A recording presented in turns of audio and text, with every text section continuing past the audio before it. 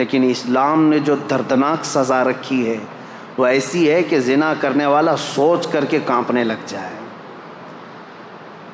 پورے سورہ نور کی شروعات اللہ تعالیٰ نے یوں فرمایا، سورۃ انزلناہا وفرضناہا وانزلنا فیہا آیات بینات لعلکم تذکرون الزانیۃ والزانی فاجلدوا کل واحد منہما 100 جلدہ ولا تأخذکم بہما رأفۃ فی دین اللہ ان کنتم تؤمنون باللہ والیوم الآخر وَلْيَشْهَدْ عَذَابَهُمَا طَائِفَةٌ مِّنَ الْمُؤْمِنِينَ۔ پوری آیت ہے، اللہ تعالیٰ فرماتا ہے زنا جس نے کیا، زنا کیا ہے؟ غیر قانونی کام کیا تم نے، شادی نہیں کیا تھا ایک مرد اور ایک عورت، ان دونوں نے جسمانی تعلق قائم کیا، تو اللہ فرماتا ہے اگر یہ غیر شادی شدہ ہے، غیر شادی شدہ مطلب مرد بھی شادی شدہ نہیں تھا، عورت بھی شادی شدہ نہیں تھی، ان کی شادی کی بات نہیں ہو رہی، یہ پرسنل ان کے اپنے اپنے گھروں میں شادی شدہ اگر نہیں ہے تو ان کو 100 کوڑے مارو۔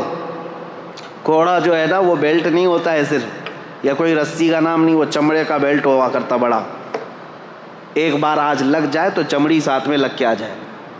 100 کوڑوں پر تو آدمی کی موت بھی ہو سکتی ہے، بلکہ قریب موت کی ہو جاتا ہے۔ اور اگر شادی شدہ ہے تو کہا گیا کہ پتھروں سے اس کو ہلاک کر دیا جائے گا، سنسار۔ اس کو لوگ مذاق میں لیتے ہیں، آج وہ لوگ یہ کہتے ہیں اتنا خطرناک کہ کسی کو مار دیا جائے گا۔ ہم نے ان سے پوچھا جن کی بیٹیوں کا ریپ ہوا ہے، ان سے پوچھو معلوم کرو، تو وہ کہتے ہیں نہیں، جو ریپسٹ ہے وہ اگر ہمارے ہاتھ میں آ جائے تو اس کو جلا دیں، اس کو کاٹ دیں، اس کو مار دیں گے ہم۔ یہی فرق ہے تمہارے میں، اسلام ہر بیٹی کو اپنی بیٹی کی عزت دیتا ہے۔ ریپسٹ کو یہ جو دردناک سزا دی گئی، زانی کو، قرآن کی ترتیب سنیے، صرف اتنا ہی نہیں ہے کہ ان کو رجم کیا جائے گا یا کوڑے مارے جائیں گے، بلکہ اللہ تعالیٰ فرماتا ہے وَلَا تَأْخُذْكُمْ بِمَا رَأْفَةٌ فِي دِينِ اللَّهِ، ان دونوں کے بارے میں اللہ کے دین میں کے معاملات میں ذرا برابر بھی نرمی مت کرنا، اللہ کا حکم ہے یہ۔ اور پھر اس کے آگے تیسرا حکم یہ ہے وَلْيَشْهَدْ عَذَابَهُمَا طَائِفَةٌ مِّنَ الْمُؤْمِنِينَ، ایسا نہیں کہ تنہائی میں کہیں کسی روم میں لے جا کر کے مار دو ان دونوں کو، اللہ فرما رہا ہے ان کی سزا پر سارے مومنوں کو جمع کرو، سب کے سامنے سزا ہوگی۔ یہ سزا اتنی دردناک ہوتی ہے میرے عزیزوں کہ انسان سوچنے سے بھی کانپنے لگ جاتا ہے۔ یہی تو وجہ تھی کہ اسلام نے جڑ پر پابندی لگائی۔ اب میں آپ کو بتاتا ہوں یہ بڑا گناہ ہے، بڑی سزا ہے، وہاں تک پہنچے ہی کیوں، ہم سزا دیں ہی کیوں اتنی بڑی، اور یہ آدمی وہاں تک جائے ہی کیوں، زنا ہوتا ہی کیوں ہے، زنا تک پہنچتا ہی کیوں ہے؟ اس کے لیے اب میں اسلام کی خصوصیت بتاتا ہوں۔ سوال یہی تھا نا کہ اسلام کو ہی کیوں فالو کریں، سوال یہی ہے نا اسلام کی پیروی کیوں کریں۔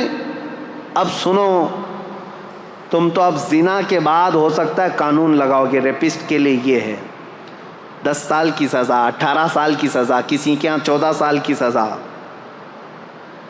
نابالغ بچی کے ساتھ ہو جائے تو اس کو عمر قید کی سزا۔ سزاؤں کا نفاذ یہ تو بعد میں ہوگا، اور تم تو یہ پہلے سے سوچ رہے ہو یہ کر کے آئے گا تب یہ سزا ہوگی۔ اسلام کیا کہتا ہے وَقُلْ لِلْمُؤْمِنِينَ يَغُضُّوا مِنْ أَبْصَارِهِمْ، اے محبوب اپنے غلاموں سے فرما دیں اپنی نگاہیں نیچی رکھیں۔ زنا تک جاتے ہی کیوں؟ وَلَا تَقْرَبُوا الزِّنَا إِنَّهُ كَانَ فَاحِشَةً، اللہ فرماتا ہے زنا کے قریب بھی مت جاؤ، وہ بہت بڑی بے حیائی۔ اور رب تعالیٰ نے صرف مومن مردوں سے نہیں فرمایا وَقُلْ لِلْمُؤْمِنَاتِ يَغْضُضْنَ مِنْ أَبْصَارِهِنَّ وَيَحْفَظْنَ فُرُوجَهُنَّ، اور اے محبوب مومنہ عورتوں سے بھی کہہ دیں وہ اپنی آنکھیں نیچی رکھیں، اپنی شرمگاہوں کی حفاظت کریں۔ وَلَا يُبْدِينَ زِينَتَهُنَّ، اے محبوب ان سے کہہ دیں اپنی مومنہ عورتوں سے، امتیوں سے، کہ وہ اپنی زینت کا اظہار نہ کریں۔ یہ قرآن کا حکم ہے، عورت اپنی زینت کا اظہار کس کے پاس کر سکتی؟ الا لبعولتہن، اپنے شوہروں کے پاس، او آبائہن، اپنے باپ کے پاس۔ یہ جن لوگوں کا ذکر آیا ہے قرآن میں ان کے سامنے، اپنے بیٹوں کے سامنے، اپنے بھانجوں کے سامنے، اپنے بھتیجوں کے سامنے، بس۔ ان کے علاوہ کسی کے سامنے عورت اپنی زینت کا اظہار نہ کرے۔ اب مجھے بتاؤ اسلام نے کہاں روک لگائی ہے؟ جہاں سے شروعات ہوتی ہے، النظرۃ سہم من سہام الشیطان۔ اے نوجوانوں توجہ سے سن لو، میرے آقا صلی اللہ علیہ وسلم نے فرمایا نظر جو ہے شیطان کے تیروں میں سے ایک تیر ہے۔ نظر سے شروعات ہوتی ہے، نظریں دو چار ہوئیں، اس کے بعد پھر جسم حرکت کیا، دل کے اندر وسوسے پیدا ہوئے اور اس گناہ کے ارتکاب کے لیے آدمی دوڑ پڑا، لیکن شروعات ان آنکھوں نے کی تھی اور قرآن نے وہیں پر پابندی لگائی تھی۔ یہ میرے دین کی خصوصیات ہے۔ تم پوچھتے ہو اسلام کو یہ فالو کیوں کرے؟ یہ جرائم کو، کرائم کو ایسے روکتا ہے جہاں سے اس کی شروعات ہوتی ہے۔ جہاں چشمہ پھوٹنے والا ہے وہیں پر بند باندھ دو، پانی بہہ جانے کے بعد گٹر بند کرنے سے کچھ نہیں ہونا۔ جہاں سے سوتا پھوٹا ہے اسی کو روکنا ہے۔ اسلام وہاں پر بند باندھتا ہے، نظروں کو نیچی رکھو۔ چوری پھر بھی گھٹتی نہیں آج، چوری کا آپ یہ دیکھیں ریشو تو کم نہیں ہوا ہے، بڑھتا ہی جا رہا ہے۔ چوروں سے کیسے چھٹکارا حاصل کریں؟ اسلام نے اس کے لیے بھی حل بتایا۔ چور جو چوری کرتا ہے ضرورت کے تحت ہوتا ہے، شروع میں ایسا ہی ہوتا ہے کہ اس کو غربت چوری پر لے آتی ہے، اس کی ضرورت جو ہے چوری پر لے آتی ہے، یا تو گھر میں کوئی چیز کی کمی۔ شروع کی بات، پیشہ ور چور کی بات الگ ہے، جس کا پیشہ بن گیا، عادت بن گئی، وہ بعد میں ہوتا ہے، لیکن سٹارٹنگ چور کیسے کرتا ہے؟ اس کی ضرورت اسے چوری پر لاتی ہے۔ اسلام نے اس کے لیے سب سے پہلے سزا مقرر نہیں فرمائی، بلکہ پہلے سارے مسلمانوں پر زکوٰۃ کا نظام نافذ کیا۔ زکوٰۃ کا نظام ایسا نافذ کیا، امپلیمنٹ کیا ہے کہ تم میں سے ہر کوئی اپنے مال کا 2.5% نکالے۔ اگر صحیح معنوں میں مسلمانوں کا مال جس طرح بیت المال میں جمع ہوتا تھا نکل جاتا، اور جو ضرورت مند ہوتا اس کے گھر پر یہ مال پہنچتا، تو چوری پر ہاتھ کاٹنے کی سزا ہے اسلام میں۔ ہاتھ کاٹنا بعد میں ہوتا، چوری کرنا بعد میں ہوتا، جب اس کی ضرورت پوری ہو رہی ہوتی تو چوری کا خیال بھی دل میں نہیں آتا۔ ابتدا یہاں سے آج یہ طوائف کے اڈے جو چلنے لگ گئے، ان کو بھی باضابطہ لائسنس ملتا ہے۔ جسموں کو بیچنے والی عورتیں، بار میں کام کرنے والی عورتیں، کیا یہ انسان نہیں ہیں؟ ان کے جسموں کے ساتھ ہر کوئی کھیلتا ہے اور ان کو اپنی بستر کی زینت بنا لیتا ہے آسانی سے۔ کیا یہ عورت نہیں ہے؟ عورت ہیں، یہ کسی کی بیٹی ہیں یا کسی کی بہن ہے، لیکن یہ بازار میں کیوں آئی؟ بازار میں ان کو کون لے کر کے آیا؟ ہو سکتا ہے کچھ مجبوراً یا ظلم و زبردستی کے ساتھ لائی گئی ہوں گی، لیکن موسٹلی اس میں غربت اور ضرورت نے ان کو وہاں تک پہنچایا، یا پھر شہوت نے وہاں تک پہنچایا۔ یہیں پر میں آج آپ کو بتاتا ہوں اسلام میں تعدد ازواج کا مسئلہ کیوں رکھا گیا، ایک سے زیادہ بیویاں کرنے کی اجازت کیوں دی گئی۔ اگر میں یہ بھی ریشو بتاؤں، پرسنٹیج بتاؤں، تو آپ جا کر کے مطالعہ کر کے دیکھ لینا۔ امریکہ میں آج کی تعداد میں مردوں سے 70 لاکھ عورتیں زیادہ ہیں۔ یو کے میں 40 لاکھ کے قریب مردوں سے عورتیں زیادہ ہیں۔ تعداد کاؤنٹنگ کی بات کر رہا ہوں، مردم شماری میں۔ رشیا میں بھی تقریباً 50 سے 60 لاکھ کے قریب عورتیں زیادہ ہیں۔ موسٹلی پوری دنیا میں اگر عورتوں کی تعداد اور مردوں کی تعداد کو کاؤنٹ کیا جائے تو اس میں عورتوں کی تعداد کئی لاکھ گنا زیادہ ہے۔ یہ جو بھونکتے رہتے ہیں اسلام 4 بیویاں کرنے کی اجازت دیا، اب یہ سول کوڈ ان کو اسی لیے سب سے زیادہ وہ ہے، ہندوؤں کے لیے قانون بنا ہوا ہے یہاں پہ کہ وہ ایک سے زیادہ شادی نہیں کر سکتے۔ ہندو میرج ایکٹ کے اندر دوسری شادی کرنا ان کے لیے غیر قانونی ہے، اور مسلمانوں کے لیے مسلم میرج ایکٹ کے اندر ہے کہ وہ دوسری شادی کر سکتا ہے۔ ہمارے یہاں اجازت تھی۔ میرے عزیزو، یہ زور زبردستی نہیں، جب لا بن رہے تھے انڈیا کے تب یہ دونوں کے دھرم کو سامنے رکھ کر کے ہی بنایا گیا تھا۔ ہندوؤں کے بھی بڑے بڑے لوگوں سے یہ پوچھا گیا تھا کہ تمہارے اندر یہ پروویژن ہونا چاہیے کہ دوسری کرنے کی، نہ نہ نہ نہ نہ، یہ تو پاپ ہے۔ تو تو ٹھیک ہے، پاپ ہے تو قانون بنا کر کے رکھا گیا کہ دوسری شادی اس میں نہیں ہونا چاہیے. مسلمانوں میں نہیں جائز ہے، 4 تک کی اجازت ہے، کھلا رکھا گیا، اوپن رکھا گیا. ایک رپورٹ ہمارے پاس یہ بھی ہے 71 سے لے کر 91 تک، 1971 سے 1991 تک کی یہ 20 سال کی رپورٹ کے اندر ہندوستان میں سروے کی ہوئی ایک رپورٹ موجود ہے جس میں ڈبل شادی کرنے والوں کی تعداد سب سے زیادہ ہندوؤں کی ہے، جبکہ اللیگل ہے. ٹھیک ہے، میں ابھی آتا ہوں. ہمارے یہاں لیگل ہے. سول کوڈ اسی لیے لانا چاہ رہے ہیں بیچارے کہ ان کو ایک سے زیادہ نہیں کرنا پڑتا.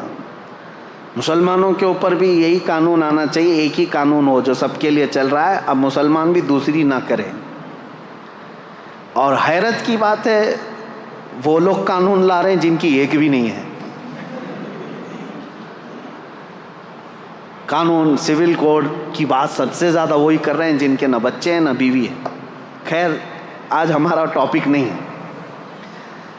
اب یہ تعدد ازواج کا جو مسئلہ اسلام میں ہے، میں کیوں رکھ رہا ہوں ایک سے زیادہ شادی؟ مجھے بتاؤ سب سے زیادہ موت کی تعداد عورتوں سے بڑھ کر کے مردوں کی ہے.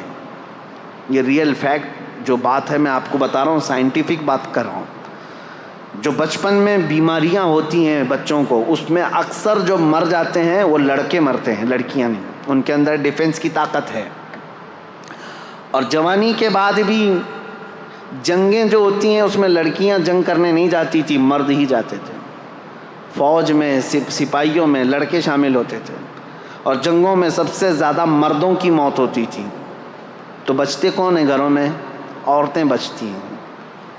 مردوں کی شرح اموات زیادہ ہے عورتوں سے. مرد مرتے بھی زیادہ ہیں، پیدا بھی کم ہو رہے ہیں، عورتوں کی تعداد زیادہ ہے. اب مجھے بتاؤ صرف USA میں اگر 70 لاکھ عورتیں زیادہ ہیں، ہر مرد وہاں شادی کر بھی لیا، پہلے تو کرتے نہیں، اگر ہر مرد کر بھی لیا تب بھی 70 لاکھ عورتیں بچتی ہیں. ان میں سے 1/3 جو مردوں کی تعداد ہے، جس کی تعداد تقریباً 2.5 کروڑ ہوتی ہے، وہ لوگ ہوموسیکسول ہیں. USA کی بات کر رہا ہوں. تو شادی کرنا ہی نہیں چاہتے. تو اب جو عورتیں بچ جاتی ہیں، مجھے یہ بتاؤ ان عورتوں کو زندگی گزارنے کے لیے کسی مرد کا سہارا اگر نہیں ملتا ہے تو کیا وہ بازار میں نہیں آئیں گی؟ کیا وہ اپنے خواہشات کی تکمیل کے لیے یہ راستہ نہیں ڈھونڈیں گی؟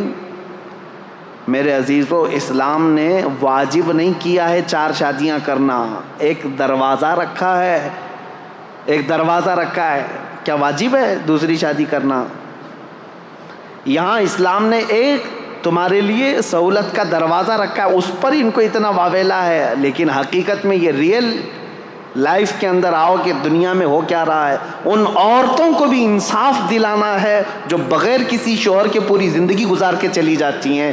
اگر کوئی مرد ایک کے علاوہ دوسری کو نکاح کرتا ہے تو میرے عزیزو، یہ صرف وہ اپنے جسم کی تسکین کے لیے نہیں کر رہا، بلکہ ایک ایسی آوارہ ہونے والی عورت کو گناہوں سے بچا کر کے اپنے گھر کی ملکہ بنانا چاہ رہا ہے. اسلام کے اوپر اعتراضات جو کرتے ہیں، ان کے ہم باندیاں ہیں، باندیوں سے شادی کرتے ہیں، یعنی ایک سے زیادہ باندیاں جو رکھی جاتی ہیں. میرے عزیزو، اس میں بڑی حکمت تھی.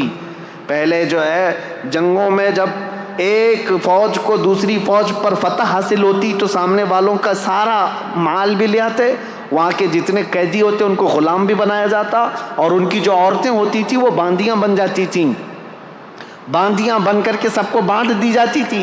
یہ اسلامی میں نہیں، پہلے کی ساری قومیں یہ کرتی تھیں، اور ان عورتوں کے ساتھ بدترین سلوک کیا جاتا تھا. بدترین سلوک. ان کو جانوروں کے ساتھ باندھا جاتا تھا، اور پھر جب خواہش ہوتی ان کے ساتھ جمع کرتا آدمی، اور پھر ان کو وہاں باندھ کر کے رکھتا. باندیوں کو جو جنگوں میں حاصل کی ہوئی عورتیں ہوتی تھیں. یہ اسلام تھا. میرے آقا صلی اللہ تعالیٰ علیہ وسلم کے آخری الفاظ پتہ ہے؟ حضور کی وفات کے وقت سب سے آخری الفاظ 2 ہی تھے: الصلاۃ و ملک یمین. نماز اور اپنے ماتحت رہنے والی باندیوں کا خیال کرو، غلاموں کا خیال کرو. میرے آقا صلی اللہ علیہ وسلم نے اس وقت فرمایا جب آپ کی روح رب اعلیٰ کی طرف جا رہی تھی. یہ باندیوں کے حقوق کیوں میرے آقا نے فرمایا کہ صرف یہ کام کاج کی مشینیں نہیں ہیں، ابھی اگر جنگوں کے بعد تمہارے ہاتھ آئی ہیں تو انہیں نکاح کرو اور ان کو اپنے گھر کی زینت بناؤ۔ وہ ملکہ بن کر کے رہی ہیں، ایک دو نہیں، ہزاروں تاریخ اسلام میں موجود ہیں جو صحابہ کے نکاح میں آئیں اور ان سے اولاد بھی ہوئیں، ان سے بڑے بڑے فقیہ اور محدث بھی پیدا ہوئے۔ ان عورتوں کو آوارہ ہونے سے اسلام نے بچایا۔ میرے عزیزوں، میں کتنی باتیں عرض کروں، اسلام کی ہی پیروی کیوں کی جائے؟ یہ خوبیاں اگر میں بتاتا رہوں، یہ آپ کے لیے نہیں ہے، آپ آلریڈی اللہ تعالیٰ کی طرف سے ہدایت دیے ہوئے ہیں۔ اللہ تعالیٰ نے آپ کو اسلام پہلے سے دیا ہے، یہ اس کا شکر ہے۔ میں ان لوگوں سے پوچھ رہا ہوں، ان لوگوں سے کہہ رہا ہوں جو یہ کہتے ہیں اسلام کی ہی پیروی کیوں کریں، اس کے اندر کیا خصوصیت ہے، اسلام کو فالو کیوں کریں، ان کے لیے میں کہہ رہا ہوں اسلام پورا نظام حیات ہے، پوری زندگی کا دستور ہے، اور چیلنج ہے میرا ہی، کوئی بھی لے کر کے آ کر کے دکھائے، میں بتاؤں گا کہ انکمپلیٹ ہے تمہارے یہاں، انکمپلیٹ۔ کسی بھی دین میں جاؤ، ایک اور خاتون کی بات میں کرتا ہوں، رشیا کی ہے، وہ دین اسلام میں آئیں تو انہوں نے لکھا ہے، وہ بھی ایک خاتون ہے، نام میں نہیں جانتا یا یاد نہیں ہے ابھی مجھے نام، انہوں نے کہا کہ میں دین اسلام میں داخل ہوئی، لوگ یہ پوچھتے ہیں سبب کیا تھا، وہ کہتی ہیں کہ اس طرح سوال کرنا بھی میں اس کو غلط سمجھتی ہوں کہ اسلام کی اتنی بڑی عظمت کے لیے یہ سوال ہونا ہی نہیں چاہیے، کوئی اسلام میں آ رہا ہے تو کس وجہ سے آیا۔ وہ خاتون کہتی ہیں میری تو وجہ یہ تھی، سب سے بڑی وجہ کہ میں نے صرف اس دین میں دیکھا کہ بندہ بغیر کسی، جیسے پجاری کے، پادری کے، جیسا ان کے ہاں پورا تسلط قائم ہے، حکومت قائم ہے کہ ان کے علاوہ کچھ ہو نہیں سکتا، بابائیت، پاپائیت جس کو کہتے ہیں، وہ کہتی ہے صرف دین اسلام ایسا ہے جس میں بندہ تنہا بھی اگر چاہے تو اللہ سے قریب ہو جاتا ہے، اور خدا فرماتا ہے اے محبوب میرے بندے میرے بارے میں آپ سے سوال کرتے ہیں، اے رسول میرے بندے آپ سے میرے بارے میں سوال کرتے ہیں کہ ہمارا رب کہاں ہے، اے میرے محبوب ان کو جواب دیں کہ ہم ان کے شہرک سے زیادہ قریب ہیں۔ اللہ فرماتا ہے قرآن پاک میں بہت قریب ہوں تم سے۔ وہ خاتون کہتی ہے مجھے یہ فلسفہ اتنا اچھا لگا کہ بندہ یہاں پر آزاد ہے، جو جس طرح دوڑنا چاہے اپنے رب کے حضور ہو جا سکتا ہے۔ عیسائیت میں نہیں ہے، بہت ساری جگہوں پر ایسا ہے کہ پوجا بھی تم خود سے نہیں کر سکتے جب تک پجاری نہ آ جائے، پنڈت نہ آ جائے، ان کے بغیر اگر کیا تو پاپ کیا تم نے۔ اور عیسائیوں کے یہاں ایسا ہے کہ پاپ جو پادری ہے، پاپ ہے، ان کے بھی لیول ہیں الگ الگ، وہ تمہیں عبادت کروائیں گے اور خدا کے قریب پہنچائیں گے۔ بلکہ پکا عیسائی بننے کے لیے بھی ایک طریقہ ہوتا ہے، ایک حوض ہوتا ہے پیلے رنگ کا، اس میں پانی ڈالا جاتا ہے اور بچے کو ڈبا کر کے اٹھایا جاتا ہے اور پھر کہا جاتا ہے آپ پکا ہو گیا کرسچن۔ پانی میں ڈبا کر کے اٹھا دیا گیا تو ہو گیا پکا ہو گیا۔ افریقہ میں ہیں کالے لوگ، گرم سلاخیں لیتے ہیں، آگ میں تپاتے ہیں اور چہرے پر یہاں چار نشان لگاتے ہیں اور کہتے ہیں اب ہمارے دین میں پکا ہو گیا۔ اور قرآن کہتا ہے صبغۃ اللہ ومن احسن من اللہ صبغہ، اللہ کا رنگ سب سے بہترین رنگ ہے، اس سے بہترین کوئی رنگ نہیں۔ پیلا پانی، لال پانی، ڈوب کر کے اٹھتے رہو۔ میرے عزیزو یہ دین میں نہیں ہے، دین اسلام صرف عقیدے سے مضبوط ہوتا ہے۔ یہاں پر وہ نہیں رکھا گیا ہے کسی کی، وہ کیا کہتے ہیں، حاکمانہ تسلط۔ ابھی 2 دن پہلے کی بات ہے، ایک انجینئر صاحب سے ہماری ملاقات ہوئی، وہ گھر کے پلان دیتے ہیں۔ انہوں نے ہم سے کہا ایک پلان دیکھا، کہا حضرت یہ پورا واستو پرکار ہے، بالکل واستو پرکار ہے۔ ممبئی والوں کو واستو کا زیادہ لین دین نہیں ہے، کیونکہ آپ کے ہاں تو جگہ کی بڑی قلت ہے،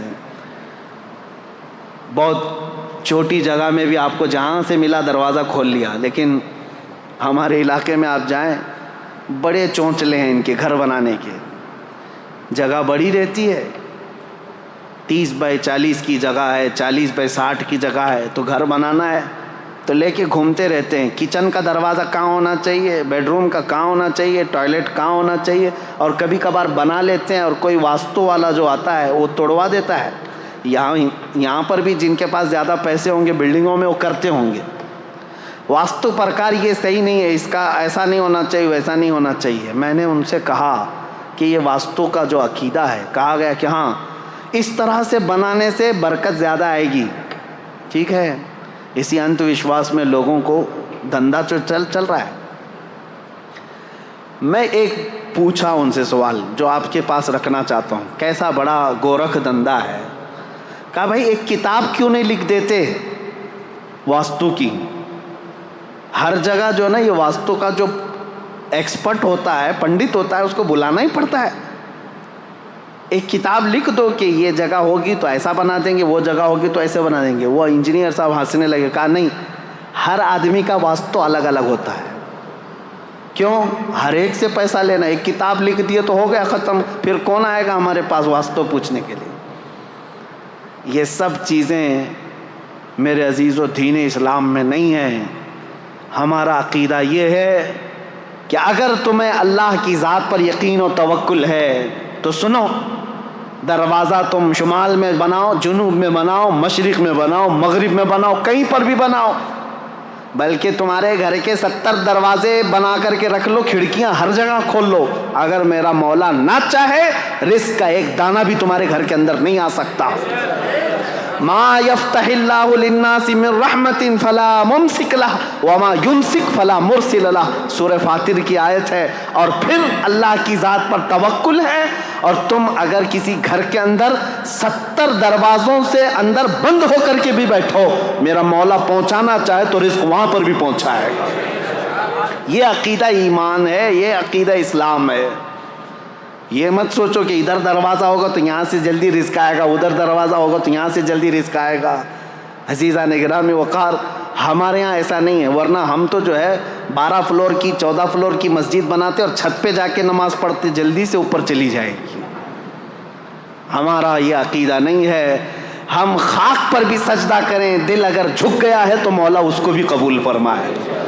اور اگر تمہارا دل جھکتا نہیں, یقین نہیں ہے اللہ کی ذات پر, تو آسمانوں میں اڑ کر کے بھی پڑھو, تمہارے منہ پر مار دی جائے گی. یہ سمتیں, یہ جگہیں, اس کا تعلق نہیں ہے. اسلام کی خوبیاں یہی ہیں میرے عزیزو. ہم نے کسی کو باندھ کر کے نہیں رکھا. آپ مجھے یہ بتاؤ, سوال یہ سب سے پہلا میں نے اپنی تقریر میں سوال کیا ہے, اسلام کو ہی کیوں فالو کرنا چاہیے. یہ سوال اگر غیروں کی طرف سے ہے, یعنی جو اسلام میں نہیں ہے, دلت لوگوں کو کرنا چاہیے سلام یہ سوال, تو میں ان کو اچھی طرح سے بتاتا ہوں. جو آج ہمارے ہندوستان میں ایک طبقہ ہے, ہندوؤں میں کاسٹ کیے گئے ہیں, اور برہمن, چھتریہ, اور پھر شودر ہے, ویشیہ, یہ سب جو ہے نا الگ الگ قسمیں کی گئی ہیں.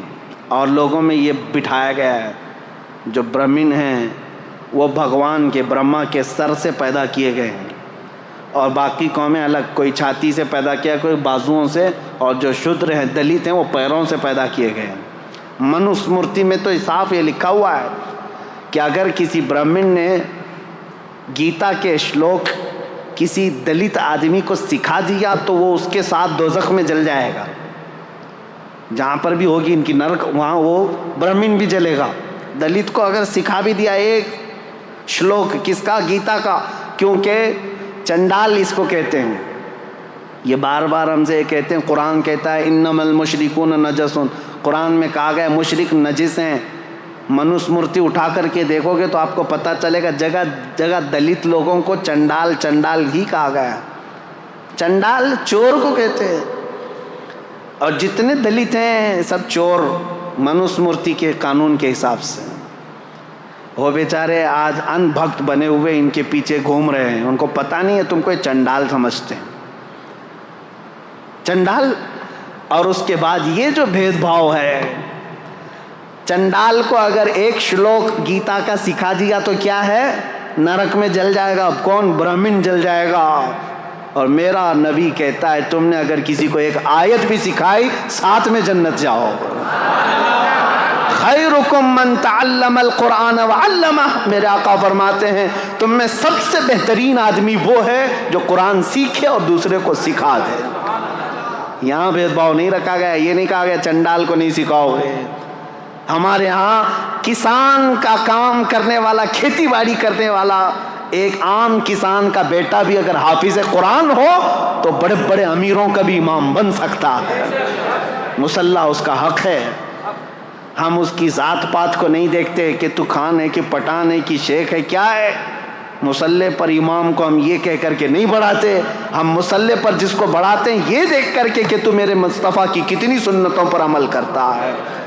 قرآن سب کے لیے عام رکھا گیا ہے۔ میرے عزیزو، ان سے میں کہتا ہوں، آپ یہ کہہ رہے نا کیوں اسلام کو فالو، ایک ہی سوال پر میں آ گیا ہوں، حالانکہ مجھے ابھی تاریخ اسلام بتانی تھی۔ سب سے پہلا سوال یہی تھا کہ اسلام کو ہی فالو کیوں کریں۔ صاف سی بات ہے، آپ یہ بھید بھاؤ کو ختم کرنے والی چیزیں لے کر، ہاں کچھ لوگ کہتے ہیں آپ کے یہاں بھی ہیں برادریاں ہیں، میں کہتا ہوں ہزار ہمارے یہاں شرابی ہوں، جوے باز ہوں، چور ہوں، برادریوں میں فرق کرنے والے لوگ ہوں، میں ان کو یہ نہیں کہتا کہ وہ اسلامی قانون پر عمل کر رہے ہیں، یہ ان کا اپنا بنایا ہوا طریقہ ہے، بدعتیں ہیں، ورنہ میرے آقا صلی اللہ تعالیٰ علیہ وسلم کا جو دین ہے وہ ان سب چیزوں سے پاک ہے۔ اس لیے میں مسلمانوں سے کہتا ہوں، خاص طور پر ہمارے شمال ہند میں اتر پردیش، بہار اور بنگال، اس طرف جو ہے یہ برادریوں کا تعصب اتنا زیادہ ہے، یہ انصاری ہے، یہ جولا ہے، یہ خان ہے، یہ پٹھان ہے، یہ شاہ ہے، یہ شیخ ہے، یہ منصوری ہے، انصاری ہے، نہ جانے کتنی چیزیں بنا کر کے رکھا ہے۔ ٹھیک ہے، خاندان تعارف کے لیے تھا، ایک دوسرے کو پہچاننے کے لیے قبائل بنے گئے تھے، لیکن یہاں تو ایک دوسرے کو جھگڑا کرنے کے لیے، ایک دوسرے کو نیچا دکھانے کے لیے ہے۔ میں ایک علاقے میں پروگرام کر کے ابھی آیا ہوں، حج سے پہلے کی بات ہے، میں نام نہیں بتاتا، اس پورے علاقے میں ایسا ہے، انصاریوں کا ایک گٹ ایک محلے میں رہتا ہے، مسلمان ہیں سارے، یہ ایک برادری ہے، اور پھر ابھی قریب کی بات ہے کہ کوئی الیکشن کے لیے کھڑا ہو گیا، پٹھان تھا، خان تھا، سارے انصاریوں نے مل کر کے ہرایا، کہا ہندو جیتے گا چلے گا لیکن پٹھان نہیں۔ نعوذ باللہ من ذالک۔ میں نے پوچھا کہ وہ جو خان صاحب کھڑے تھے، مجھے اس سے لینا دینا نہیں ہے کہ کون جیتتا ہے کون ہارتا ہے، لیکن میں کہہ رہا ہوں یہ تعصب کیوں آیا؟ میں نے کہا کیا وہ بدعقیدہ تھے؟ کہا نہیں، بدعقیدہ تو ہمارے محلے میں ہے ہی نہیں، وہ بھی مسلک اعلیٰ حضرت والا، ہم بھی مسلک اعلیٰ حضرت۔ میں نے کہا یہ تعصب کہاں سے آیا؟ کہا نہیں، اگر وہ آتے تو ہم کو مارتے، تم لوگ کم ذات والے لوگ ہو۔ نعوذ باللہ من ذالک۔ یہ تمام چیزیں ان لوگوں سے تمہارے درمیان آئی ہیں جن کے ساتھ آج اٹھک بیٹھک ہو رہی ہے، شودر لوگوں کے ساتھ جو سلوک برہمن کرتے ہیں، یہ سب چیزیں اسلام میں بالکل نہیں ہیں، اسلام ان چیزوں سے پاک ہے۔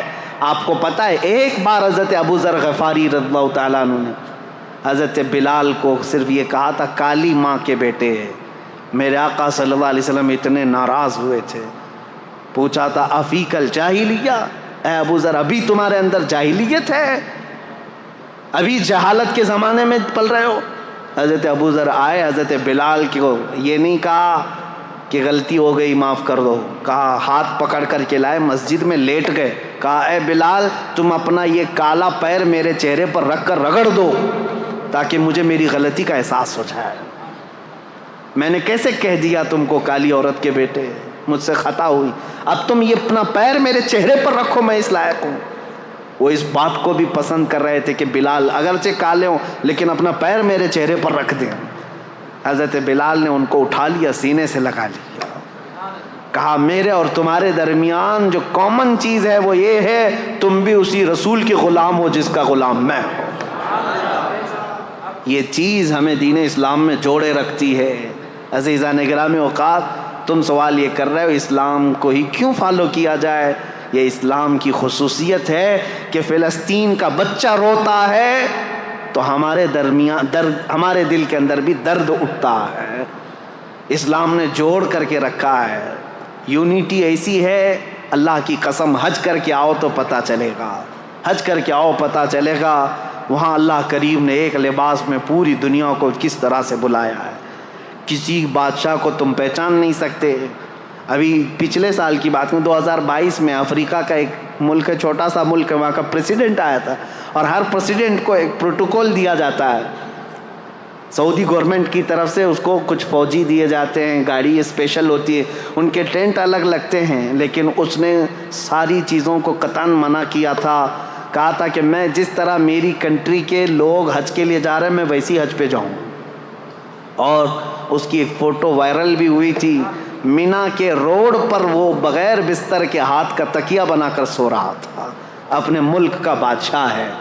1 سال پہلے کی بات دیکھا ہم نے، اور پھر یہ احساس ہوا اللہ کریم نے اسلام میں یہ خصوصیت رکھی ہے. حضرت عمر فاروق رضی اللہ تعالیٰ عنہ بھی وہی کھاتے تھے، حضرت ابو بکر بھی وہی کھاتے تھے جو مدینے کے عام لوگ کھایا کرتے تھے. عزیزان گرامی اوقات، اسلام ہی کیوں، اس کی خصوصیات ہیں. میں لوگوں سے یہ کہوں گا، مسلمانوں کے بعض عمل کو دیکھ کر کے تم یہ جج مت کرنا کہ اسلام میں کیسا ہے. تم کو چاہیے کہ اسلام کو پڑھو اور اس کے بعد اسلام میں آؤ.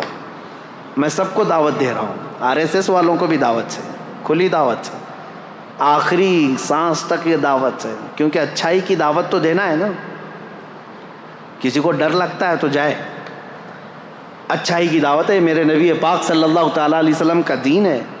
جب آپ ہمیں دعوت دیتے ہیں کسی چیز کی تو ہم بھی آپ کو دعوت دے سکتے ہیں. آؤ پڑھو. لوگوں کے عمل دیکھ کر کے جج مت کرنا کہ اسلام ایسا ہے ویسا ہے.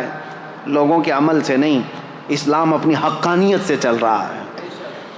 اب دوسرا اس پر جو اعتراض ہمیشہ ہوتا رہا ہے، آج بھی ہوتا ہے، اسلام تلوار کے زور سے پھیلا. ایک بھونڈا اعتراض ہے جنہوں نے سمجھا نہیں. میں ان سے کہتا ہوں تاریخ میں تم کو کسی نے پٹی پڑھا دیا اسلام تلوار سے پھیلا، تلوار سے پھیلا. آج پتہ ہے آپ کو سب سے زیادہ تیزی سے پھیلنے والا دین آج بھی دنیا میں اسلام ہے. آج واشنگٹن کی نیوز نکال کر کے دیکھ لیں آج کی آپ کہ وہاں پر مسلمان کتنی تعداد 10 سال کے اندر کتنے ہوئے. کہا کہ وہاں پر 260% بہت زیادہ ہو گئے ہیں 10 سال کے اندر مسلمان بڑے، اور کرسچن صرف 47%. سب سے زیادہ اسلام تیزی سے پھیل رہا ہے. UK میں، US میں، رشیا میں، افریقہ میں، سب جگہ ہے. اسلام آج بھی اسی طرح سے تیزی سے پھیل. یہ جو بوکھلاہٹ ہے نا آپ جو دیکھ رہے ہیں، یہ جو کیڑے مکوڑے اچانک آ رہے ہیں، کیوں؟ ان کو ایسا لگ رہا ہے کہ یہ چند سالوں میں تو یہ سب پورے حاوی ہو جائیں گے. ان کے بچے بھی زیادہ ہیں، ان کے عورتوں کو بھی زیادہ کرنے کی اجازت ہے، 4 ہیں. وہ دیکھتے نہیں، وہ پاگل کتا کہتا تھا کہ 2029 میں تو ہندوستان کا پردھان منتری مسلمان ہو جائے گا. یہ ڈر ستا رہا ہے، خوف ستا رہا ہے، اتنے مسلمان ہو جائیں گے، اتنے مسلمان ہو جائیں گے. اب میں یہ باتیں اس لیے کر رہا ہوں کہ ان کو یہ پتہ ہے کہ مسلمان آج بھی بڑھ رہے ہیں. ٹھیک ہے، ان کا ہی کہنا ہے مسلمانوں کی تعداد بہت زیادہ ہو گئی. ہندوستان کی بھی بات کر رہے ہیں، US میں بھی بات کر رہے ہیں، رشیا میں بھی، سب جگہ پر. اب میں آپ سے پوچھتا ہوں ان لوگوں سے جو کہتے ہیں اسلام تلوار کی زور سے پھیل رہا ہے، تو مجھے بتاؤ US میں کون تلوار لے کر کے گھوم رہا ہے اسلام پھیلانے کے لیے؟ رشیا میں کون تلوار لے کر کے پھیلا رہا ہے اسلام؟ UK میں کون پھیلا رہا ہے؟ ارے میاں آج تو بالکل الٹا مسئلہ ہے. تمہاری ساری میڈیا لگ گئی ہے ہمیں دہشت گرد ثابت کرنے پر، باوجود اس کے لوگ جوق در جوق اسلام میں داخل ہو رہے ہیں. ہالینڈ کا وہ شخص آپ کو پتا ہے جو چند سالوں پہلے کہتا ہے کہ میرے نزدیک سب سے برا دین دھرم اسلام تھا، سب سے برا دین، اور سب سے برے لوگ میرے نزدیک مسلمان تھے. آج وہ الحمدللہ مسلمان ہے، اور میرے آقا صلی اللہ تعالیٰ علیہ وسلم کی سیرت پر پوری کتاب لکھ رہا ہے. آپ کو پتہ ہے افریقہ کا ایک عیسائی اس سال حج پر آیا ہوا تھا. عیسائی پادری تھا جس نے کہا تھا کہ میرے فالوور میں 1 ملین لوگ ہیں. عیسائی اس نے خود کہا آج میں غار ہیرا جو جبل نور پر ہے پہاڑی مکہ میں، اس کی مٹی چوم کر کے وہ رونے لگا. جو پیدائشی عیسائی ہے، میں بتاتا ہوں میرے عزیزوں، اس کی بھی کلپ وائرل ہوئی تھی، آپ لوگوں نے دیکھا ہوگا.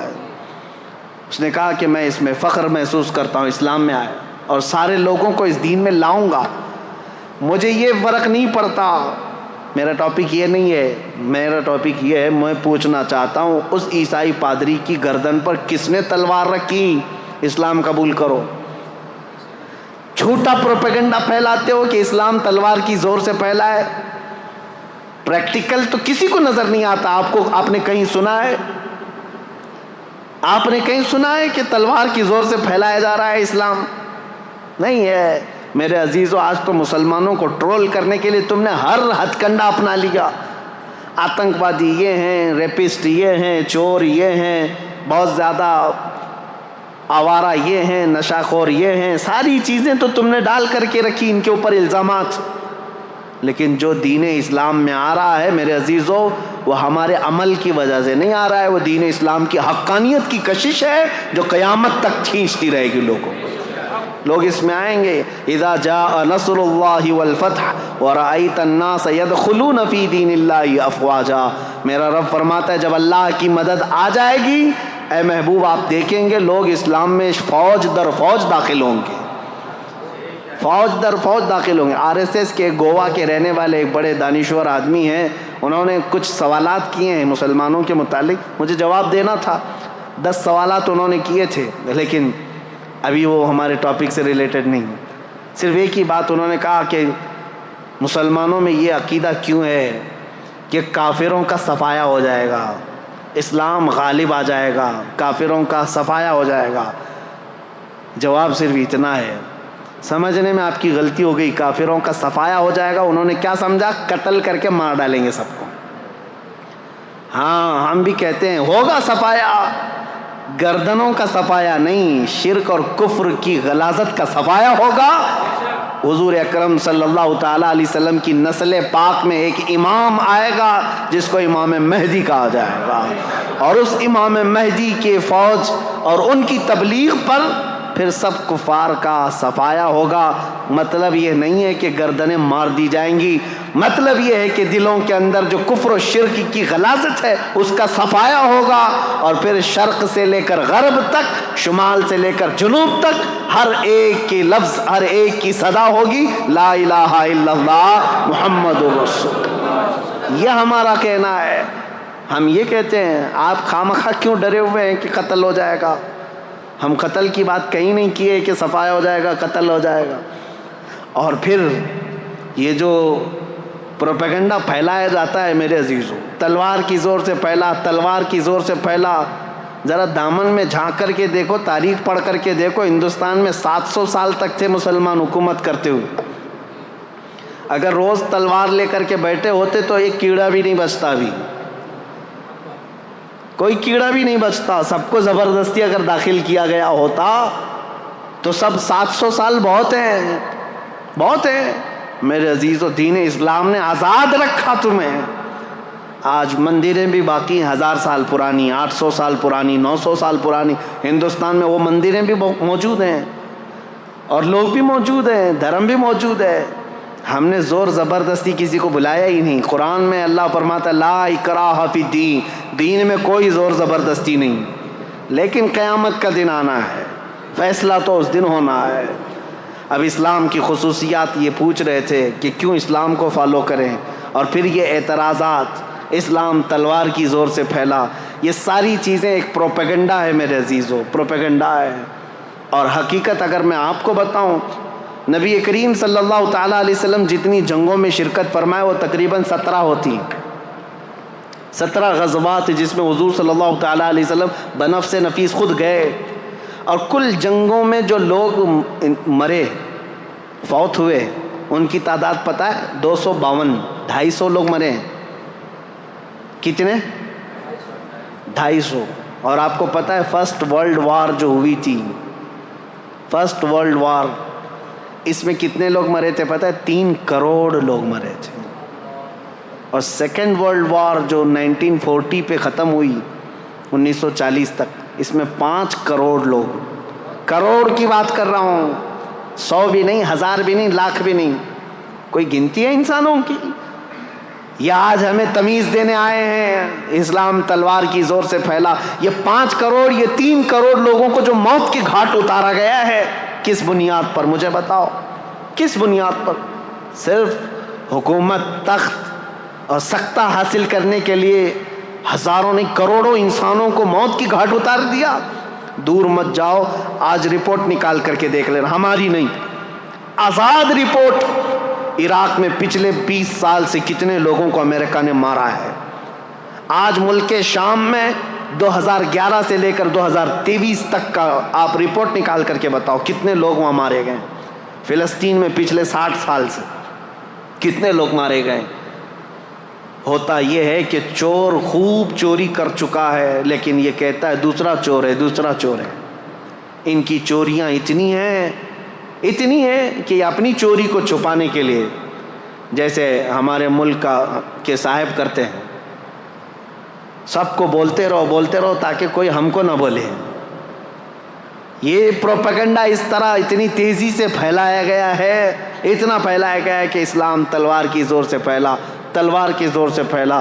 اور مثال میں کیا لے کر کے آئیں گے؟ ان کے ہی پالے ہوئے کوئی ISIS کے ٹٹو لوگوں کو جو دہشت گردی کے ساتھ کسی کا گلا کاٹ رہے ہوں گے, کسی کو مار رہے ہوں گے, ان کی ویڈیو بنائیں گے اور پوری دنیا میں دہشت پھیلائیں گے. اور ایک ویڈیو سے تم 5 کروڑ لوگوں کی موت چھپا رہے ہو. آج پتہ ہے یہ سارا نظام, اگر میں تاریخ کے حساب سے بیٹھوں کتنی موتیں ہوئی ہیں, تمہاری آنکھیں پھٹی رہ جائیں گی. عراق کی موتیں, ملک شام کی موتیں, ابھی یمن میں, افغانستان میں 20 سال یہ درندوں کی طرح ناچتے رہے پورے نیٹو کی فوجیں, تقریباً 45 کنٹریز کی فوجیں 20 سال تک افغانستان میں کیا کر رہی تھیں؟ مارا ہے انہوں نے, ہزاروں کی تعداد میں عام شہریوں کو مارا ہے. اتنی موتیں ہو جانے کے بعد اب سوال کرنے کا حق بھی نہیں بنتا تم کو کہ تم اسلام پر انگلی اٹھاؤ گے, جہاں میرے آقا صلی اللہ تعالیٰ علیہ وسلم کی زندگی پاک میں 17 جنگوں میں کل کتنے لوگ مارے گئے تھے؟ ایک طرف 250 کو رکھو, ایک طرف 8 کروڑ لوگوں کو. کوئی کمپیریزن ہے؟ کوئی تقابل ہے؟ میرے عزیزو, تاریخ کی سچائیاں آپ کے سامنے میں رکھنا چاہتا ہوں. اسلام پر اعتراضات کرنے والے کبھی ان چیزوں کو لے کر کے آتے ہیں, کبھی ان چیزوں کو لے کر کے آتے ہیں. بہت سارے اعتراضات ہیں. ابھی قربانی کا وہ گزرا, سعودیوں کے بھی اب نخرے زیادہ ہو گئے, وہ قربانی سے ابھی بچنے کی کوشش کر رہے ہیں. ابھی وہ نیوٹرل بننے کے لیے, ابھی دیکھا انہوں نے اپنا ایک نمائندہ یا ہندوستان بھیجا جو مندروں کی زیارت کرنے آیا ہے. یہ وہی ظالم لوگ ہیں جو ہمیں اولیاء اکرام کے مزارات پر جانے پر شرک کے فتوے لگاتے تھے. آج ان کا سب سے بڑا امام آیا ہوا ہے ہندوستان میں, جو دلی کے اور پتہ نہیں کہاں کی مندروں کی زیارت کرنے آیا ہے, اور بڑے شوق سے زیارت کر رہے ہیں اور تاریخ سمجھ کر کے. اور وہاں میرے آقا صلی اللہ تعالیٰ علیہ وسلم کے آثار کو مٹا کر کے رکھا ہے شرک اور بدعت کے نام پر. خیر وہ بات الگ ہے. یہ نیوٹرل بننے کے لیے, لوگوں کی واہواہی لینے کے لیے اب قربانی کے مسئلے پر بھی آ گئے ہیں. اس سال حج کے دوران ہم نے دیکھا ہے قربانیوں کا کیا کیا سلسلہ ہوتا ہے. بہرحال میں یہ کہہ رہا ہوں, یہ جگہ جگہ سے یہ بات اٹھاتے ہیں. اسلام اگر اتنا ہی اچھا ہے تو اتنے جانوروں کو کیوں کاٹ دیا جاتا ہے بقرعید دن؟ ہر مسلمان مالک کے نصاب جو ہے بکرے کو کاٹتا ہے, گائے کو کاٹتا ہے, بھینس کو کاٹتا ہے, اونٹ کو کاٹتا ہے, جو جائز جانور ہیں ان میں. اب تو ہم یہاں پر گائے نہیں کاٹتے, لیکن جو بھی کاٹتے ہیں اس کا اتنا واویلا مچایا جاتا ہے. پتہ ہے یہ جانور کیوں کاٹے جاتے ہیں؟ یہ ہمارا دینی فریضہ ہے. لیکن حقیقت میں آپ کو بتاؤں, ایسے لوگوں کا یہ اعتراض ہے, ان کو کبھی دوسرے گھر نہیں نظر آتے. یہودی دین میں بھی قربانی ہے, عیسائیوں کے دین میں بھی قربانی ہے, ہندوؤں میں بھی قربانی. ان کے ابھی یہاں بلی چڑھانا ہے. بلکہ یجروید میں وید ہیں ان کے 4, سام وید, اتھر وید, یجروید, رگ وید. یجروید کے اندر یہ بات موجود ہے آج بھی کہ بھگوان کو کون کون سی چیزیں پسند ہیں. اس میں کئی جانوروں کے نام ہیں, اور خود رام کے بارے میں رامائن میں لکھا ہوا ہے کہ وہ ہرن کا شکار بہت شوق سے کرتے تھے. آج کرتے تو شاید بہت لمبا کیس ہوتا. ہاں ہرن کیوں کہ ہمارے ہاں غیر قانونی اس کا شکار نہیں ہو سکتا۔ میرے عزیزو، جانوروں کی بلی اور قربانی ہر دھرم میں ہے، ہر دین میں موجود ہے، لیکن نظر صرف اسلام، یہ ان کی دگلی پالیسی ہے، ڈبل رول ہے۔ یہ آپ نہیں دیکھتے کہ صرف اسلام کی عید الاضحیٰ کی قربانیوں کو اتنا اچھالا جاتا ہے، بے زبان جانوروں کو مارا جاتا ہے؟ تمہیں پتہ نہیں ابھی جو بلی چڑھائی جاتی ہے وہ تو دیکھ بھی نہیں سکتے تم، جانور کو لا کر کے سیدھے اٹھا کر کے گردن پر مار کر کے الگ کر دیا جاتا ہے۔ یہ تو باتیں اپنی جگہ پر سارے دھرم میں، سارے دینوں میں قربانی ہے، سب میں ہے، میں ثابت کر کے بتاؤں گا۔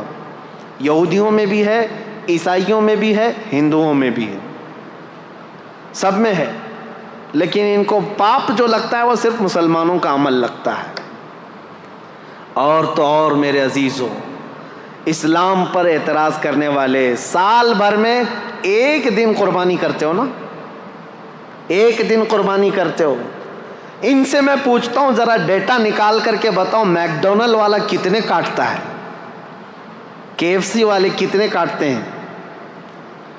یہ شدھ شاکاہاری لوگوں سے پوچھ رہا ہوں، تم نے اپنے ملک میں ان کو پرمیشن دے کر کے رکھا ہے؟ یہ ملٹی نیشنل کمپنیاں ہیں، تمہیں پتہ ہے پر ڈے کئی لاکھ گائے میک ڈونلڈ والا کاٹتا ہے۔ یہ اور بات ہے کہ انڈیا میں بیف کا ان کا نہیں ہے، دوسرے کنٹریز میں میک ڈونلڈ والوں کا بیف کا بھی موجود ہے، ان کے مینو میں ہے، سب جگہ بیچتے ہیں، کچھ جگہ تو خنزیر بھی بیچتے ہیں، جہاں جیسا دیس ویسا بیس ہے۔ لیکن کبھی آج تک ان میں سے کوئی بھی کیڑا اٹھا اور کہا کہ یہ تو نان ویج والا ہے، اس کو یہاں پرمیشن نہیں دینا چاہیے؟ نہیں، سب جگہ تم شوق سے ان کو چلاتے ہو۔ وہی اگر کسی مسلمان کی دکان بھی ہو جائے تو تعصب اتنا بڑھ گیا ہے، زہر اتنا بڑھ گیا ہے، کہہ رہے یہ مانساہاری ہے، یہ تو نان ویج ہے، اس کو ہٹاؤ یہاں سے، پاپ لگ جائے گا۔ میرے عزیزو، یہ ڈبل پالیسی کا اور یہ جو دو چہرے والا مسئلہ ہے، یہ میں آپ کے سامنے رکھنا چاہتا ہوں۔ آج میری تقریر جو ہو رہی ہے وہ پوری ریکارڈ ہے، اور مجھے پتہ ہے ہمارا مجمع جو سن رہا ہے، میں نے شروع میں ہی کہا میں آپ کے لیے نہیں، آپ الحمدللہ اس عقیدے سے وابستہ ہیں کہ میرے نبی کریم صلی اللہ تعالیٰ علیہ وسلم کا فرمان عالی شان ہمارے لیے زندگی کا آخری حرف ہے، اس کے بعد ہم سوچ بھی نہیں سکتے۔ ہمارا عقیدہ مضبوط ہے الحمدللہ، ہم دین اسلام کو حق سمجھ کر کے چل رہے ہیں، اس کے ہر مسئلے کو حق سمجھتے ہیں۔ میں ان لوگوں کو آج مخاطب کر رہا ہوں جن کے دلوں میں شکوک و شبہات ہے، اسے بہت سارے 40 سوالات کے اعتراضات میں لے کر کے آ جایا تھا، بہت لمبا ٹائم گیا، 40 طرح کے ان کے سوالات ہیں جو ایتھسٹ لوگ بھی کرتے ہیں اسلام کے بارے میں۔ انشاءاللہ بیچ بیچ میں جب موقع ملے میں آپ کو بتاتا رہوں گا اسلام میں قربانی کیوں ہے، اسلام میں زیادہ بیویاں کیوں ہیں، اور یہ سب سوالات ایسے ہیں جو ان کے جیب میں خود موجود ہیں، خود کرتے ہیں، سوال اسلام کے ساتھ ہے۔ یہ آج اتنا پروپیگنڈا پھیلا ہے، نبی کریم صلی اللہ تعالیٰ علیہ وسلم نے ماں عائشہ صدیقہ سے نکاح بہت چھوٹی عمر میں کیا، جب ان کی عمر 9 سال کی تھی۔ عربوں میں رواج تھا، اور اس کو کوئی اگر عیب سمجھتا تو سب سے پہلے مکہ کے وہ کافر جو حضور کو عیب لگانے کی کوشش کرتے ہیں، ان میں سے کوئی انگلی اٹھاتا اور کہتا یہ کیا کر دیا آپ نے، اور بہت واویلا مچاتے، لیکن عربوں میں سے ایک نے بھی نہیں کہا حضرت عائشہ کی شادی پر، کیونکہ ان کو پتا تھا یہ نارمل چیز ہے، کامن چیز ہے، اور یہ کامن چیز ہے، اسی لیے تو یہاں مہابھارت میں بھی موجود ہے، رامائن میں بھی موجود ہے، گیتا میں بھی ہے، بہت ساری شادیاں ایسی ہیں جن کا ذکر کروں تو کئی لوگوں کو تکلیف ہو جائے گی۔ ہاں،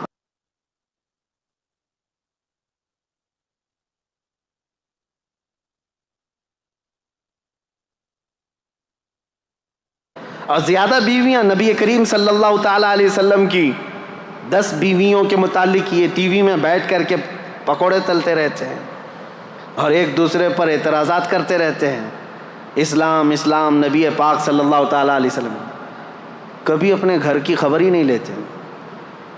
اپنی بھی کتابیں اٹھاؤ، 10 بیویاں کی ہیں، لیکن ہر ایک کی حکمت ہے، میں بتاؤں گا۔ وہ مطلقہ تھیں یا بیوہ تھیں، نبی کریم صلی اللہ علیہ وسلم نے ان سے نکاح کر کے وہ درجہ دیا ہے کہ ان کو پوری کائنات کے مومنوں کی ماں بنا دیا، امہات المومنین بنایا۔ لیکن کلپنا بھی نہیں کی جا سکتی، تصور بھی نہیں کیا جا سکتا، ایک بھگوان تو ایسے ہیں جن کے 16,400 بیویاں ہیں، اور وہ ایک رات میں سب کے پاس بھی جا کے آتے تھے۔ یہ مذاق کی بات نہیں کر رہا ہوں، کتاب میں جو موجود ہے اتنی بات کروں گا، کہ زیادہ اگر اس پر مذاق کروں تو غلط بات ہے۔ جب یہ چیزوں پر ہم نے کبھی آپ کے ساتھ کوئی چھیڑ چھاڑ نہیں کیا، 16,000 نہیں 32,000 رکھ لو، کیا فرق پڑتا ہے؟ لیکن تم ادھر انگلی نہ اٹھاؤ میرے نبی پاک کی طرف، ایک بات یاد رکھو۔ اور کم سنی کے بارے میں بھی اگر انگلی اٹھاؤ گے تو ہم پوری لسٹ لے کر کے بیٹھے ہیں کہ کون کون کتنی عمر میں شادی کیا ہے، سب کی لسٹ موجود ہے۔ آپ کو میں بتاؤں، بہت پرانا تو میں کہہ رہا ہوں کہ 1400 سال پہلے کی بات ہے، اس وقت کامن بات تھی 9 سال کی لڑکیاں، لیکن یہاں تو دیش آزاد ہونے کے بعد بھی، میں خالی آپ کے سامنے نام دے دیتا ہوں، چیک کر لینا، آپ کی ذمہ داری۔ سب سے بڑی شخصیت کے نام سے مشہور ہے ہندوستان میں، یعنی غیر مسلموں کی بات کر رہا ہوں، بابا صاحب بھیم راؤ امبیڈکر، ان کی شادی کب ہوئی، کس سے ہوئی، کتنی عمر میں ہوئی، یہ ریسرچ کرنا تمہاری ذمہ داری ہے۔ رویندر ناتھ ٹیگور، جس کے ذریعے سے جن گن لکھا گیا ہے، جو پورے ہندوستان کا قومی ترانہ ہے آج، نیشنل اینتھم، اس کے رائٹر رویندر ناتھ ٹیگور، جا کے معلوم کرنا اب تمہاری ذمہ داری ہے، کب شادی کیا، کس سے کیا اور کتنی عمر میں کیا۔ یہ تو 100 سال سے پہلے کے لوگ نہیں ہیں، ابھی کے ہیں۔ ان کے گھروں میں جو شادی ہو کر کے آئی لڑکیاں، وہ 15 سال سے کم کی ہیں، 10 سال کی ہیں، کوئی 12 سال کی ہیں، اور تم 1400 سال پہلے کے اعتراضات اٹھاتے ہو۔ نبی کریم صلی اللہ تعالیٰ علیہ وسلم نے ماں عائشہ صدیقہ سے 9 سال کی، ابھی تو 2 ہی مثالیں دیا، پوری لسٹ موجود ہے ہمارے پاس۔ صرف اتنا میں کہنا چاہتا ہوں، اسلام کے متعلق ٹھنڈے دل سے سوچو، کائیں کائیں چلانے سے یا کتے کی طرح بھونکنے سے تمہیں ہدایت کبھی نہیں ملے گی۔ اسلام کو بہت سارے لوگوں نے پڑھا ہے، اور الحمدللہ جب دل نرم ہوا ہے تو انہوں نے بھی پکار کر کے کہا ہے۔ آپ کو پتہ ہے ایک بہت بڑا رائٹر ہے، انگلش رائٹر، بہت بڑا رائٹر ہے، جارج برنارڈ شاہ، اس نے کہا ہے میں نے پورا ریسرچ کر کے دیکھ لیا، دنیا میں اسلام سے بہترین قانون کسی کے پاس ہے ہی نہیں، اسلام سے بہترین قانون کسی کے پاس نہیں۔ اور اس نے یہ سب سے بڑی بات کہی کہ ریولیشن جو دنیا میں آتے ہیں، کبھی لینن کا ریولیشن آیا، اور کبھی اسٹالن کا آیا، کبھی جو ہے بات چلتی رہی کس کی، آئنسٹائن کے، سائنس کا نظریہ پھیلتا رہا، سب کے ایک ریولیشن آئے ہیں، سب سائنٹسٹ بھی اپنے اپنے نظریات لے کر کے آئے ہیں، لیکن آپ کو پتہ ہے اس نے کہا ان کے ریولیشن 100 سال 200 سال کے بعد ٹھنڈے پڑ گئے۔ سوشلزم، مارکسزم، کمیونزم، یہ سب چیزیں جو ہیں ریولیشن کے طور پر آئے، حکومت چلانے کے طریقے لے کر آئے، لیکن ٹھنڈے پڑتے گئے، ان کی شخصیات جب چلی گئیں۔ جارج برنارڈ شاہ کہتا ہے لیکن ایک ریولیشن آیا مدینے سے، اور وہ ریولیشن ایسا ہے کہ اس کے بانی محمد صلی اللہ تعالیٰ علیہ وسلم 63 سال کے بعد وفات کر گئے، لیکن اس ریولیشن کو میں آج دیکھ رہا ہوں، 14 صدیاں گزر گئی، ہر آنے والے بچے کے اندر ان کا امپلیمنٹ ویسا ہی نظر آتا ہے جیسے مکہ کے مسلمانوں کا رہا ہوگا۔ آج بھی یہ اپنے دین کے لیے مر مٹنے کو تیار ہیں، آج بھی اپنے رسول سے ویسی محبت کرتے ہیں، نہ انہوں نے دیکھا، نہ ان کے باپ نے دیکھا، نہ دادا نے دیکھا، تقریباً ان کی 7 پیڑھیوں نے نہیں دیکھا ہوگا، لیکن محبت ایسی کرتے ہیں کہ ہر رات سوتے بھی ہیں تو تمنا یہی لے کر آج خواب میں میرے آقا تشریف لائیں۔ یہ حقیقت ہے یا نہیں مسلمانوں؟ یہ میری بات نہیں، یہ جارج برنارڈ شاہ ایک رائٹر ہے انگلش انگریز، وہ کہتا ہے اتنا بڑا ریولیشن میں نے نہیں دیکھا جو 1400 سال تک چلتا آ رہا ہو، اور آج وہ رسول نہیں ہے، وہ صحابہ نہیں ہیں جو ان کے کیمپینین تھے، ان کے ساتھی تھے، ان کے خلیفہ نہیں ہیں، لیکن اس کے باوجود خاموش دیواروں سے ایسا لگتا ہے اسلام ابھی بھی پھیل رہا ہے۔ یورپ میں، امریکہ میں، افریقہ میں کون ہے جو جمال مصطفیٰ دیکھ کر کے آ رہا ہو؟ کوئی ہے نہیں، نہ صحابہ کو دیکھا نہ اولیاء کو دیکھا۔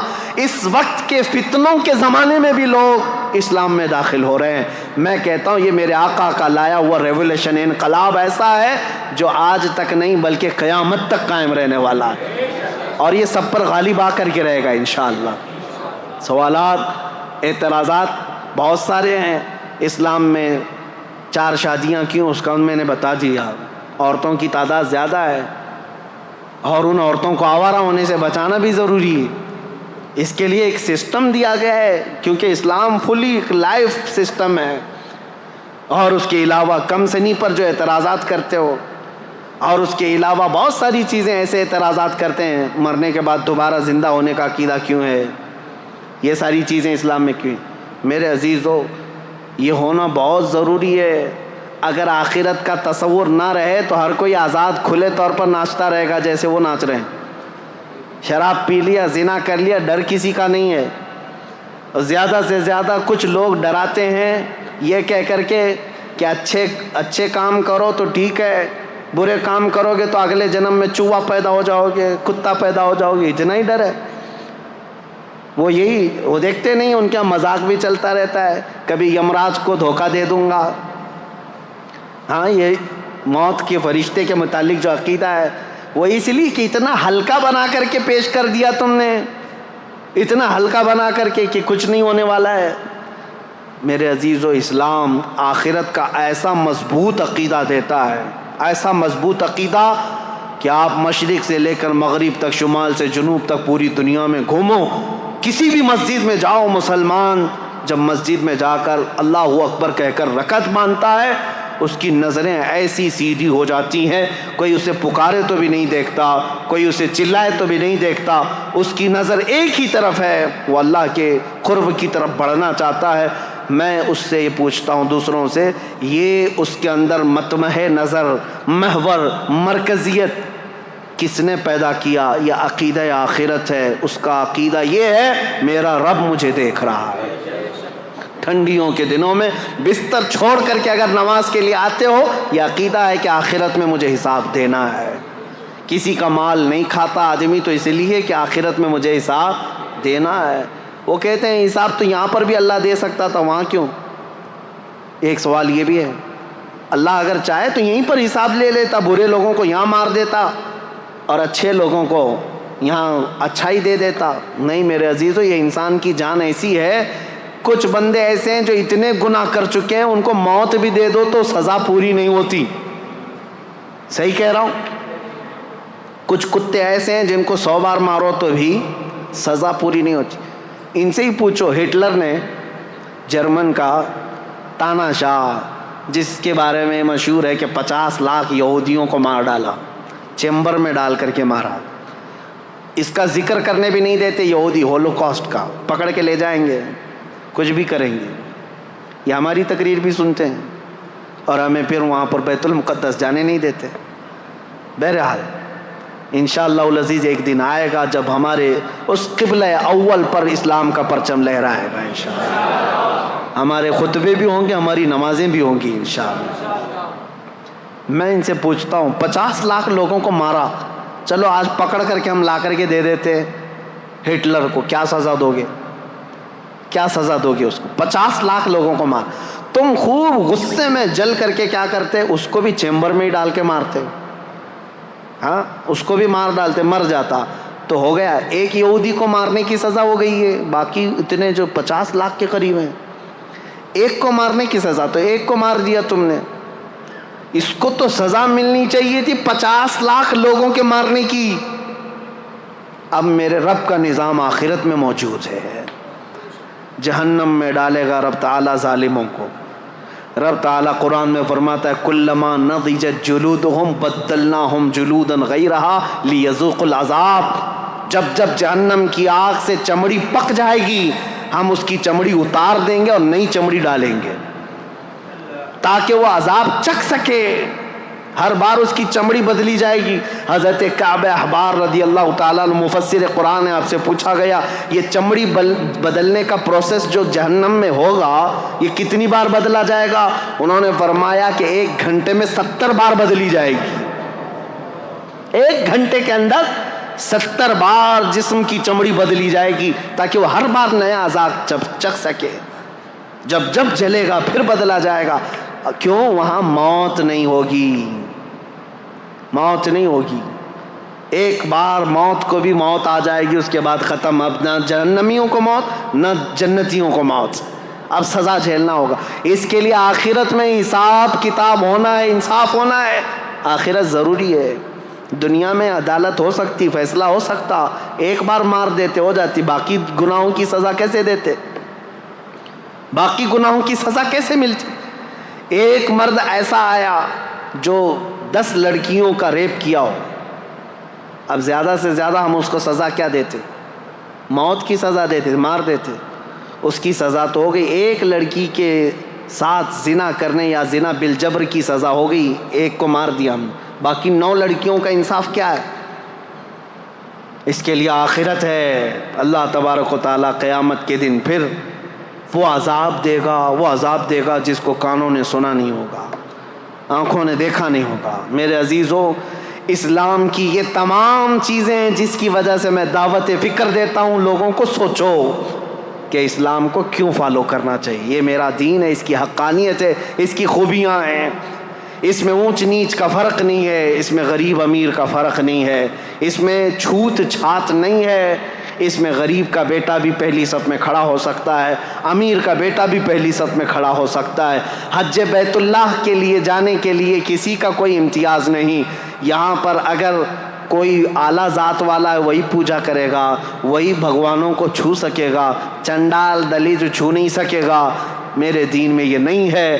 تمہارے ہاں ایسا ہے، چاہے نیکوکار ہو کہ پرہیزگار ہو یا گنہگار ہو، جب وہ خانہ کعبہ کے قریب پہنچے حجر اسود کو گنہگار بھی چومتا ہے، پرہیزگار بھی چومتا ہے. دونوں کے لیے کھلا ہوا میدان ہے. خانہ کعبہ کو لپٹ جانا ہے، سب کے لیے کھلا دروازہ ہے. میرے نبی پاک کے آستانے پر جانا ہے، وہاں نہ بادشاہ دیکھا جاتا ہے نہ فقیر دیکھا جاتا ہے، ہر ایک کا سلام قبول کیا جاتا ہے. بلکہ میں تو آپ کو بتاؤں، ہزاروں نہیں لاکھوں لوگ وہاں پر سلام پیش کرتے ہیں. ایک وقت کا واقعہ مجھے یاد آتا ہے. ایک خاتون وہ کہتی ہے کہ حضور کی بارگاہ میں گئی، عورتیں جہاں سے سلام کرتی ہیں ساری عورتیں سلام کر رہی تھیں. کچھ عالمہ عورتیں تھیں، وہ میرے آقا کو اچھے اچھے لقب سے سلام کر رہی تھی. الصلاۃ والسلام علیک یا خاتم النبیین، یا رحمت للعالمین، یا شفیع المذنبین، یا انیس الغریبین. یہ جو عورت تھی یہ دیہات کی رہنے والی، گاؤں کی، پڑھی لکھی نہیں تھی. اس کو غم لاحق ہوا کہ میں بھی پڑھی لکھی ہوتی تو اچھا سلام کرتی میرے آقا کو، اور رونا آ گیا اور اس نے کہا السلام علیکم یا رسول اللہ. اتنا کہہ کر کے اپنے آنچل سے آنسو پوچھتے ہوئے اپنی قیام گاہ پر اپنے گھر پر آ گئی، سو گئی روتے ہوئے اور کوستی رہی. میری جہالت کو برا ہو، بچپنے کو برا ہو کہ میں پڑھی لکھی نہیں، آج پڑھی لکھی ہوتی تو میرے نبی کو اچھا سلام کر سکتی تھی. آئی، سو گئی روتے روتے. قسمت بیدار ہوئی، خواب میں میرے آقا تشریف لائے، نبی کریم صلی اللہ تعالیٰ علیہ وسلم تشریف لائے. آتے ہی آپ نے فرمایا، میرے آقا نے، اے خاتون بڑی دور سے آئی، آج لاکھوں لوگوں نے مجھے سلام کیا لیکن ان سب میں مجھے سب سے اچھا تیرا سلام لگا، اس لیے کہ دل کی گہرائیوں سے سلام کیا تھا. اس لیے میرے عزیزو، میرے مصطفیٰ کے دربار میں نہ اونچ نیچ دیکھا گیا ہے، نہ امیر غریب دیکھا گیا ہے، نہ فقیر بادشاہ دیکھا گیا ہے، نہ ذات پات دیکھی گئی ہے. جو جہاں سے آیا وہ میرے مصطفیٰ کریم کے سمندر میں جم گیا. حبشہ سے بلال آئے، روم سے صہیب آئے، فارس سے سلمان آئے، عرب سے خالد بن ولید آئے. لیکن یہ سارے ملکوں کے میرے آقا کے مدینے میں ایسے جمع ہوئے جیسے ایک ماں سے پیدا ہوئے 4 بھائی بھی اتنی محبت نہیں کرتے تھے جتنا میرے آقا کے صحابہ میں میرے آقا نے محبت ڈال رکھی. یہ میرے دین کی خصوصیات ہیں، یہ میرے دین کی خصوصیات ہیں. اس لیے میں کہوں گا لوگوں کو لا کر کے دکھاؤ اس کے مثل کوئی چیز ہو جس دین نے اتنے اعلیٰ قسم کی چیزیں دی ہوں. آج بھی بچیوں کے حقوق کے لیے دنیا لڑ رہی ہے, عورتوں کے حقوق کے لیے. یہ پروپیگنڈا ہے, یہ جھوٹی باتیں, یہ مکاری کی باتیں ہیں. یہ صرف اور صرف ہماری عورتوں کو جانور بنانا چاہتے ہیں اور کچھ نہیں. آزادی آزادی, ان کے ہاتھوں میں پلے کارڈ دے کر کے ان کو سڑکوں پر اتارتے ہیں اور کہتے ہیں آؤ تم بھی. چار دیواری ہماری زندگی نہیں. پاکستان میں کچھ عورتیں ایسی باہر آئیں, پلے بورڈ پر لکھا ہوا ہے, ہورڈنگس لے کر کے آئی ہیں, چار دیواری ہماری زندگی نہیں, میری مرضی میری زندگی.